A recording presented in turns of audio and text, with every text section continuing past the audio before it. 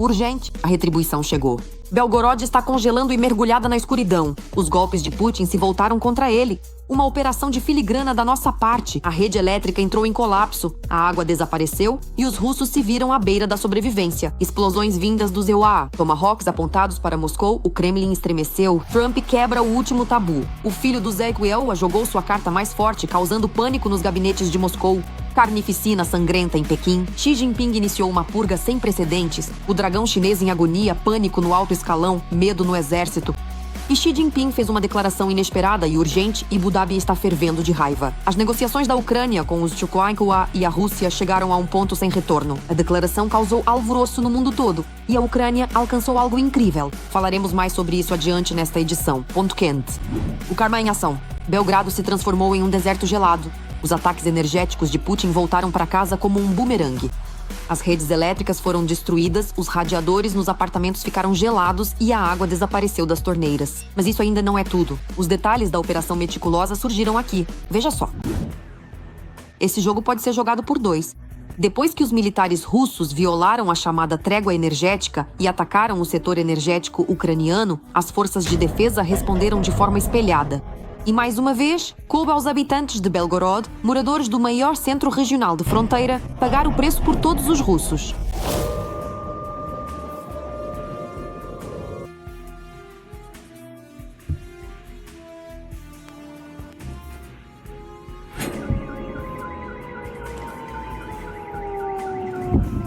Não é a primeira vez que os ucranianos tentam apagar Belgorod. A publicação Verstka, citando fontes, afirmou que até o início de 2026, as capacidades de ambas as usinas termoelétricas localizadas na cidade teriam sido destruídas. Como resultado, toda a eletricidade utilizada pelos moradores do centro regional vem das vizinhas regiões de Kursk e Voronezh, onde funcionam usinas nucleares. Estamos falando de 6 linhas de alta tensão vindas de Kursk e 5 da região de Voronezh. Esses fios são mais uma vulnerabilidade importante do sistema energético da região. O que pode acontecer em caso de danos graves a essas linhas pôde ser visto no final de janeiro na região de Murmansk. Lá, devido à queda de 5 torres de uma linha de transmissão principal, dezenas de milhares de moradores de Murmansk e da principal base da frota do norte da Rússia, Severomorsk, ficaram sem luz, água quente e aquecimento, sem qualquer bombardeio por parte da Ucrânia. Somente com medidas de emergência foi possível estabilizar a situação lá. Em 3 dias... Quão graves são os danos nas redes, os russos, ao contrário dos ucranianos, não contam, assim como não informam sobre o andamento dos trabalhos de restauração dos objetos. Até agora, os moradores de Belgorod conseguiam escapar, e o maior incômodo que enfrentavam eram algumas horas de interrupção no fornecimento de energia elétrica. Embora as mesmas fontes da Verstka garantissem que, com temperaturas negativas e novos bombardeios, a situação iria se agravar. Se com a eletricidade ainda é possível resolver algo por meio de restrições, com o aquecimento essas manobras não funcionam. Já agora, as instalações de aquecimento de Belgorod estão funcionando, em cerca de 50%. Se os danos aumentarem, pode-se falar até mesmo sobre a preservação do sistema de aquecimento como um todo. Na prática, isso significa que os sistemas são parcialmente parados, drenando o líquido dos canos de aquecimento, e depois ele é reinserido novamente. Em condições normais, isso leva mais de 1 mês. Caso contrário, sem aquecimento do líquido e levando em conta o frio, em pouco tempo não haverá mais nada a salvar nesse sistema. Após o último ataque, a mídia local publicou informações sobre bairros da cidade parcialmente sem energia. Alguns moradores ficaram sem água e sem aquecimento. O governador Gladkov relata que está tudo sob controle e que essas são dificuldades temporárias. Eu ouvi os relatórios dos chefes dos municípios fronteiriços, incluindo o de Pokrovsk, Ivaniansky, distritos de Rokytiansky e o distrito de Yakovlevsky, sobre em que volume e em que ordem foi restabelecido o fornecimento de eletricidade e aquecimento. Como nossas escolas começaram a funcionar no formato remoto, alguns presencialmente, quais são os problemas existentes na área social e no sistema de gestão. Há pequenas observações, mas tivemos uma preparação bastante grande, então, no geral, em um período extremamente difícil, com temperaturas negativas e geadas intensas, levando em conta os grandes danos à nossa rede de energia, todos estão em seus postos de trabalho e se esforçam ao máximo para resolver tudo no menor tempo possível. Corrigir a situação. É difícil determinar qual é a situação real. O canal do Telegram Pepel, dirigido por alguém que deixou a Rússia e foi reconhecido como agente estrangeiro. O jornalista de Belgorod, Nikita Parmenov, informa que as autoridades decidiram desligar cerca de 300 elevadores devido ao blackout. Foram registrados 148 casos de pessoas presas nas cabines dos elevadores. Isso está relacionado aos trabalhos de restauração no sistema de energia após o ataque de mísseis à subestação. Para proteger os moradores e evitar danos ao equipamento, as autoridades decidiram desligar temporariamente 371 elevadores. Em 68 prédios residenciais multifamiliares. Não foi especificado exatamente quais prédios foram afetados pela interrupção. Também se sabe que o governador Gladkov recusou-se a instalar pontos móveis de aquecimento, embora supostamente estejam prontos. Enquanto isso, o comércio local veio em auxílio dos moradores de Belgorod que estão passando frio. Enquanto isso, aqueles para quem os técnicos restabeleceram a eletricidade enfrentam outro problema. É uma tensão incrivelmente alta por causa da qual os aparelhos queimaram. As autoridades locais também encontraram uma solução para isso. Como é impossível provar a causa do defeito, também não há como ajudar. Não há o que fazer. O atual blackout que os moradores de Belgorod enfrentam devido à agressão militar de Moscou mostrou a ineficácia das autoridades locais. Isso apesar de que já em setembro haverá eleições na região, mas no Kremlin acreditam que as consequências do blackout dificilmente afetarão a carreira dos políticos locais. Vencerão não aqueles que trabalham, mas sim os que mobilizam o eleitorado. Uma sensação vinda dos EUA Tomahawks contra Moscou. EUA prepara um ataque devastador contra o Kremlin. Kiev precisa da sua principal carta na manga. O tempo da persuasão acabou. É hora de força bruta. Será que a Casa Branca decidirá dar esse passo fatal para Moscou? Olhar. O senador republicano americano Lenin Segrem pediu a Trump que finalmente enviasse mísseis Tomahawk para a Ucrânia.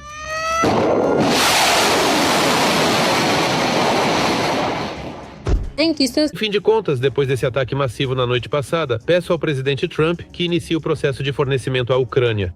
Mísseis Tomahawk, o que mudará as regras do jogo do ponto de vista militar. Nos próximos dias e semanas, devemos aumentar a pressão sobre Putin.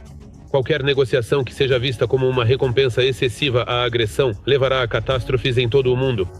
Bem, obviamente isso foi centralizado justamente por iniciativa da Casa Branca, mas o bem conhecido Lindsey Graham publicou um grande post com um apelo.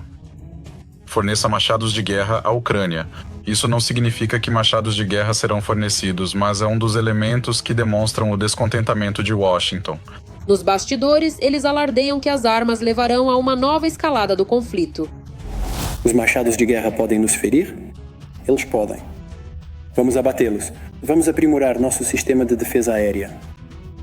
Isso prejudicará os nossos? As relações nas quais parecia haver uma luz no fim do túnel, claro que vai prejudicar. Como não? É impossível usar machados de guerra sem a participação direta de militares americanos. Isso significará uma etapa absolutamente nova, qualitativamente nova de escalada, inclusive nas relações entre a Rússia e os Estados Unidos. Não acho que já estamos lidando com uma decisão já tomada. Os americanos não fornecem Tomahawks para qualquer um. Se eles acham que a Ucrânia é um Estado responsável que vai usá-los de forma responsável, isso será para mim surpreendente. Naturalmente, tudo isso é conversa fiada e os mísseis americanos realmente poderiam ajudar finalmente a pressionar Putin em direção à paz. Eles nunca levaram a questão a sério, de garantir a paz ou de tomar qualquer medida nesse sentido. Tudo isso não foi de verdade, foi fingimento. Mas se Trump realmente tivesse fornecido mísseis em grande quantidade, os mesmos Tomahawks, assim como alguns europeus, e com eles tivessem atingido Moscou de uma só vez, garanto a vocês, a conversa seria completamente diferente. Ao mesmo tempo, o próprio Trump oscila constantemente entre declarações de que em breve fornecerá Tomahawks e um não categórico. Sim, eu já quase tomei uma decisão, se pensar bem. Quero saber o que eles vão fazer com eles, para onde vão enviá-los. Acho que vou ter que fazer essa pergunta. Vamos ver, mas ao mesmo tempo não quero uma escalada. Precisamos dos Tomahawks também para os Estados Unidos. Temos muitos, mas precisamos deles. Quero dizer, não podemos esgotar os estoques do nosso país. Elas são muito potentes, importantes, são muito boas, mas elas também são importantes para nós. Mas talvez, por exemplo, o bombardeio da infraestrutura energética ucraniana e o frio anormal influenciem o presidente do ZEWA, bem no momento em que ele anunciava acordos com Putin. Mas como ele se expôs, como Putin o expôs, ele faz a declaração e nesse exato momento chegam os mísseis. Isso é uma armadilha pura. Mas ele, o presidente do maior país do mundo, diz: eu cheguei a um acordo, e literalmente cospem na cara dele. Ele está parecendo um perdedor completo agora. Quando ele faz essas declarações, é isso que acontece com ele. Despejam tudo em cima dele. Por isso, há esperança, ainda que tímida, de que o próximo passo seja direcionado justamente contra os russos. De qualquer forma, só as ameaças antes das entregas já surtiam efeito sobre a Rússia. Como mostrou a prática do ano passado, bastou que nos Estados Unidos mencionassem os mísseis Tomahawk. Imediatamente, Putin começou a demonstrar o mais alto nível de construtivismo. Mais precisamente de disposição construtiva, tentando de todas as formas mostrar que queria a paz. Se os Estados Unidos tivessem dito claramente que caso a Rússia destruísse o setor energético ucraniano, a Ucrânia receberia mísseis Tomahawk, garanto que nada do que está acontecendo agora teria ocorrido. Se isso vai funcionar desta vez, ainda não está claro. Mas é bem provável que as ameaças, assim como aconteceu com as sanções contra a Lukoil e o petróleo russo, possam muito em breve se transformar em ações. A China está à beira de um golpe. Xi Jinping, em pânico, está decapitando generais. O grande dragão está em chamas. Xi saiu do controle. Rebelião em Pequim ou ditadura total? Por que os generais chineses estão desaparecendo um após o outro e quem será a próxima vítima? Assista agora mesmo. Golpe na China, Xi sob ameaça, a luta pelo poder se intensifica.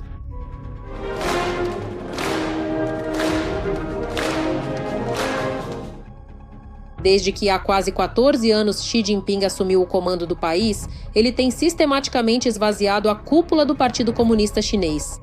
Altos funcionários e líderes das forças de segurança foram atingidos. Eles são removidos de seus cargos, forçados a se aposentar ou simplesmente deixam de aparecer em público sem explicações.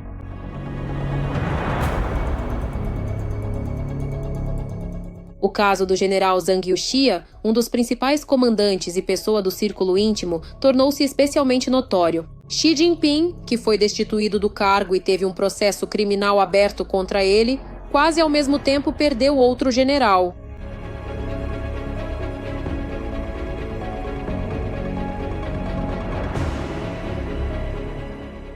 A escala das atuais purgas não tem precedentes na história moderna do país. Um dos objetivos continua sendo preparar novos generais de confiança diante da perspectiva do quarto mandato de Xi como secretário do Partido Comunista. Em outras palavras, está se formando gradualmente um culto a Xi na China. Essa tática é característica de ditadores.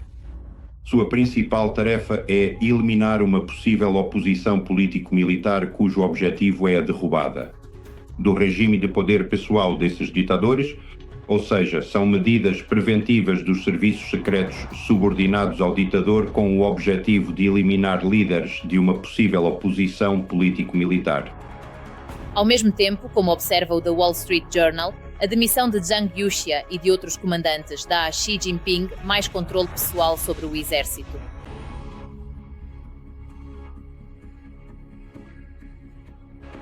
Além disso, segundo a avaliação do Instituto para o Estudo da Guerra, isso pode acelerar a tomada de decisão sobre uma potencial operação militar contra Taiwan. Esse é o principal dogma da política de Xi, ou seja, a chamada reunificação dos territórios. Além disso, esse componente político de forma alguma está relacionado com as purgas de pessoal no Exército de Libertação Popular da China. As demissões afetaram quase todos os ramos das Forças Armadas na China, incluindo as forças de mísseis e a Marinha. Agora, segundo a avaliação do New York Times, oficiais de patente inferior participam do planejamento prático de grandes operações militares. Esses processos estão ocorrendo e processos semelhantes também acontecem no território do país ocupante. A chamada Marcha de Prigozhin, provocada pelos serviços secretos russos, serviu de base para a realização de purgas de pessoal entre a alta cúpula militar russa e os serviços secretos russos. Tanto na China quanto na Rússia. Instaurou-se o culto ao líder único, ao ditador, que sonha com o governo eterno e o controle absoluto. Como escreve o The Telegraph, a China tornou-se o principal patrocinador da guerra da Rússia contra a Ucrânia. 1/3 do volume de comércio da Rússia já corresponde à China. A exportação marítima de petróleo russo, apesar da pressão das sanções, permanece estável, pois o aumento das entregas para a China compensa a redução para a Índia. A Federação Russa propôs um preço do petróleo sem precedentes para a China. Em outras palavras, estamos falando, na verdade, da China lucrando com a Federação Russa. A própria Federação Russa é obrigada a admitir que vende petróleo para a China a um preço ligeiramente acima do custo, ou seja, não se fala em quaisquer superlucros para o país ocupante. Além disso, segundo um think tank americano, a Rússia triplicou a produção de mísseis balísticos para o complexo Iskander-M graças às importações da China. Abu Dhabi está em um momento crucial, marcado por negociações entre a Ucrânia, a Rússia e os Estados Unidos. A guerra pode terminar já nesta primavera. Essa declaração virou todas as cartas na mesa. Detalhes exclusivos sobre o que realmente está acontecendo na mesa de negociações você confere agora. Na capital dos Emirados Árabes Unidos, Abu Dhabi, começou a segunda rodada de negociações. O encontro acontece em formato trilateral. Segundo os organizadores, a rodada deve ser uma continuação das consultas anteriores, realizadas no final de janeiro. Todas as ações da delegação ucraniana ocorrem dentro das diretrizes claras do presidente Volodymyr Zelensky e são voltadas para alcançar uma paz duradoura e digna. O processo de negociação começou em formato trilateral, Ucrânia, EUA e Rússia. Depois, o trabalho segue em grupos separados por áreas de atuação. Após isso, está prevista uma nova sincronização conjunta das posições. A rodada atual é vista como uma tentativa de transferir o diálogo do campo político para um mais concreto, com a discussão de mecanismos específicos para cessar as hostilidades. No entanto, apesar dos contatos diplomáticos, a situação no terreno permanece fundamentalmente diferente. O presidente da Ucrânia, Volodymyr Zelensky, acusou a Rússia de violar a chamada trégua energética, declarada a pedido dos Estados Unidos.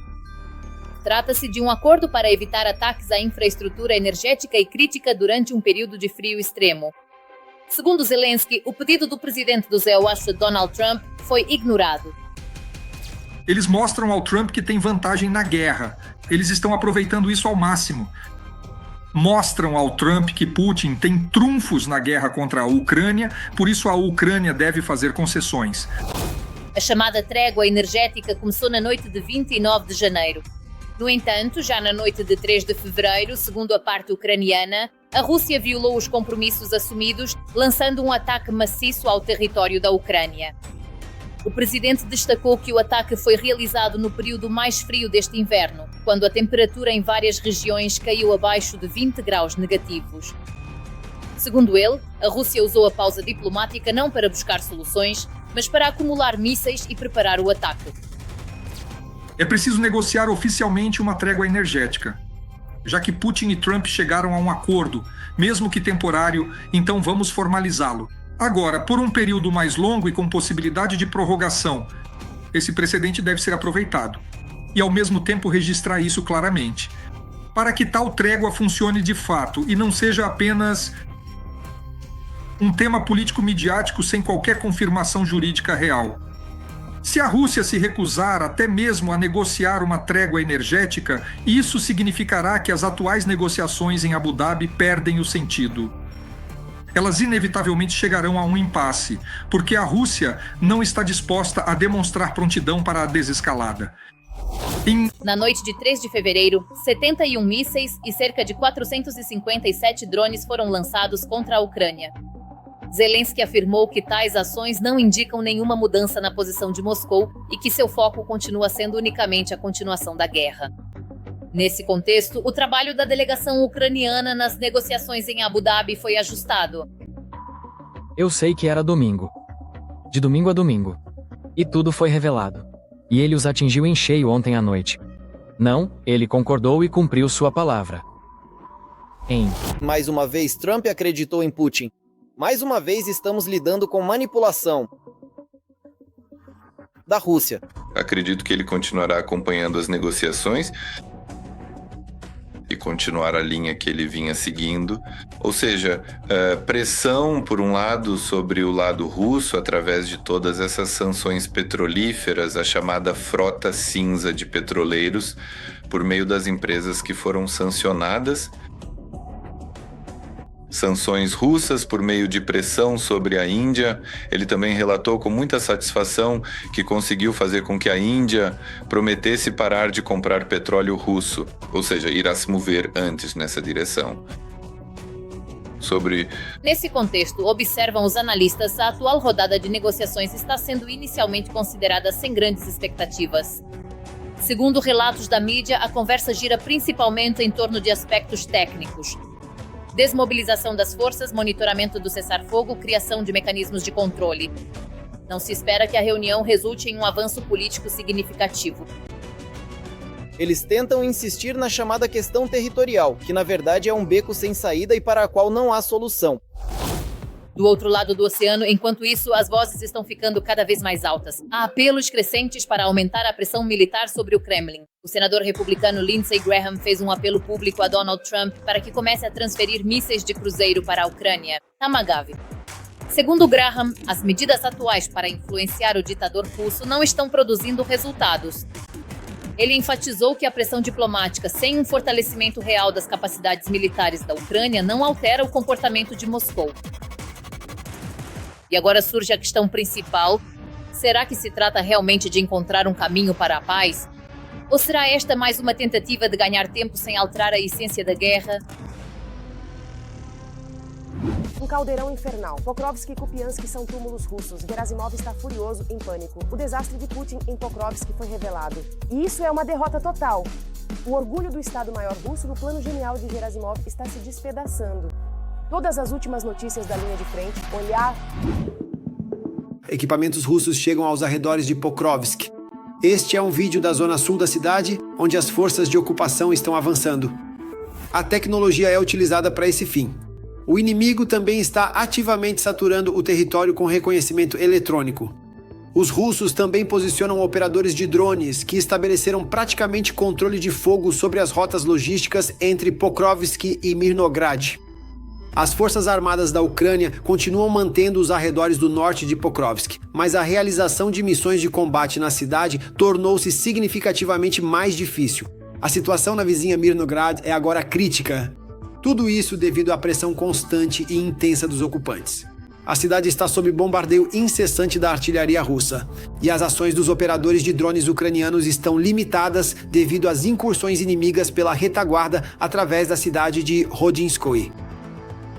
O inimigo realiza incursões pela retaguarda através de Rodinskoye, atacando as posições dos nossos pilotos. A própria cidade de Mirnograd está sob constante controle de fogo do inimigo, assim como toda a logística, o que dificulta qualquer movimentação por lá. No entanto, não há ordem do alto comando militar para deixar Mirnograd. Os ocupantes não conseguem expulsar as forças armadas da Ucrânia da aglomeração Pokrovsk-Mirnograd, por isso concentram seus esforços em cortar as rotas logísticas na região de Grishino e Rodinskoye. O inimigo entende, sua liderança entende, que a resiliência da nossa defesa em condições muito difíceis, ainda assim é determinada ali. Além das abordagens profissionais e, digamos, motivacionais dos nossos defensores, também depende de até que ponto continuará sendo realizada a logística das unidades das forças de defesa da Ucrânia. E é exatamente por esse motivo que, recentemente, eles se concentraram em interromper e cortar essas rotas. Isso significa que a luta por esses assentamentos se tornou intensa e decisiva para o conflito. Pontos pelos quais ou ao lado dos quais passam essas rotas, nomeadamente Rodinskaya ao noroeste e Grishina. A direção de Pokrovsk continua sendo uma das mais quentes na linha de frente. O exército de ocupação russo já tenta há 18 meses capturar Pokrovsk e Mirnograd. Há muito tempo as tropas russas não conseguem tomar nem a cidade. Kupiansk, na região de Kharkiv, apesar das declarações ruidosas sobre a chamada libertação da cidade. Os militares russos lá simplesmente morrem em grande quantidade. Agora precisamos da sua ajuda. Para evacuar os rapazes da direção de Kupiansk, precisamos urgentemente de sacos para cadáveres. Muito obrigado a vocês. Graças a vocês estamos avançando. Também sem sucesso. Há muito tempo o comando russo envia soldados para fincar bandeiras em Kupiansk-Uzlovoy. Já várias vezes, os combatentes das Forças Armadas da Ucrânia gravaram vídeos da cidade e desmentiram sua tomada. o comandante das Forças Armadas da Ucrânia, Roman Kovalev, escreveu que todos os dias sua unidade captura soldados russos com tricolores. E ele tem uma enorme quantidade dessas bandeiras de troféu. Aparentemente, o plano de Gerasimov é fornecer ao nosso batalhão trapos tricolores suficientes para durar 100 anos. Caros arruaceiros da bandeira, por favor, parem com essa performance sem sentido, porque nesse ritmo logo estaremos prontos para realizar um desfile de bandeiras como troféu. Em Kupiansk-Uzlov. Parece que o comando do agrupamento Oeste atualmente não tem recursos para capturar Kupiansk-Uzlov. O principal problema é a falta de pessoal, e não é só nessa direção. O número de novos contratados não compensa as perdas dos ocupantes. Ingressos nas Forças Armadas da Federação Russa por mês às vezes chegava a 60 mil. Agora, porém, são 35 mil no último mês. Meses que do nosso lado também foram destruídos nesse mesmo período. Ou seja, esse é o tipo de equilíbrio que não permite formar reservas no futuro. Mas por enquanto ainda restam os antigos. Em janeiro, as tropas russas conseguiram capturar cerca de 240 quilômetros quadrados de territórios ucranianos. Esses são os índices mais baixos em meio ano de combates. Isso indica uma grave escassez de pessoal que o exército russo está perdendo, em ataques mal sucedidos. 1 milhão de mortos? É só o começo. Peskov oculta corpos em pânica. O escândalo viralizou. O Kremlin está tremendo de medo. A verdade veio à tona, e os números são simplesmente chocantes. Todos os detalhes estão na matéria. Os russos devem se basear nas informações do Ministério da Defesa ao avaliar as perdas do exército russo na Ucrânia, afirmou o porta-voz do presidente Putin, Dmitry Peskov. Essa declaração de Peskov veio após a publicação de um estudo do Centro de Estudos Estratégicos e Internacionais dos TUA, segundo o qual a Rússia perdeu na guerra contra a Ucrânia. Quase 1.200.000 pessoas. Se olharmos para os indícios indiretos, como o número de novas sepulturas nos cemitérios e outros fatores, fica claro que as perdas são muito grandes e os números aproximados podem realmente ser esses. O próprio Ministério da Defesa russo já faz tempo que não divulga estatísticas sobre suas perdas na guerra com a Ucrânia. A questão é que a Rússia, de forma totalmente consciente, naturalmente não faz nenhum tipo de contagem, nenhuma estatística é publicada de forma alguma. Portanto, os números que vemos são apenas estimativas. Mas se olharmos, aliás, para as estatísticas, a guerra demográfica na Rússia começou a ser encoberta, pois entendemos perfeitamente que as perdas da Rússia nesta guerra superam tudo o que houve desde a Segunda Guerra Mundial. A campanha do Afeganistão, as guerras da Chechênia, todas as guerras que aconteceram na Rússia, as perdas são menores do que nesta guerra. Naturalmente, para que a população simplesmente não pense sobre isso, as estatísticas são ocultadas. O Centro de Estudos Estratégicos e Internacionais observa que as perdas chegam a 1.200.000. As tropas russas sofreram mais baixas do que qualquer outra grande potência em qualquer guerra desde a Segunda Guerra Mundial. A análise revelou vários pontos-chave. Em primeiro lugar, as tropas russas sofreram aproximadamente 1.200.000 de baixas, mortos, feridos e desaparecidos. E o número de mortos desde fevereiro de 2022 chegou a 325 mil. O segundo ponto destacado pelos analistas é que as tropas russas avançam surpreendentemente devagar no campo de batalha. Por exemplo, segundo as informações deles, na direção de Pokrovskoye, as tropas russas avançaram em média apenas 70 metros por dia, o que é muito mais lento do que nas campanhas ofensivas mais brutais desde a Primeira Guerra Mundial. Me parece que os cálculos gerais mostram que, em média, eles avançam 15 metros por dia. A desaceleração ocorre por uma série de razões. São problemas econômicos enfrentados pela Rússia, além de dificuldades com o efetivo, que também afetam o país. E, na verdade, justamente porque hoje há tantos problemas, o avanço se tornou não apenas lento como uma tartaruga, mas provavelmente até um caracol se move mais rápido. Seria interessante ver quanto um caracol percorre em um ano, provavelmente até mais. Os cálculos dos analistas coincidem com os dados publicados pelo Ministério da Defesa da Ucrânia. Por exemplo, no período de 24 de fevereiro de 2022 a 4 de fevereiro de 2026, os ocupantes tiveram 1.243.070 pessoas como perdas de efetivo. Segundo os cálculos dos analistas, só em 2025, as perdas entre as tropas russas foram de aproximadamente 415 mil pessoas, em média cerca de 35 mil pessoas por mês. É isso por hoje. E para mais notícias quentes da linha de frente, acompanhe a próxima edição.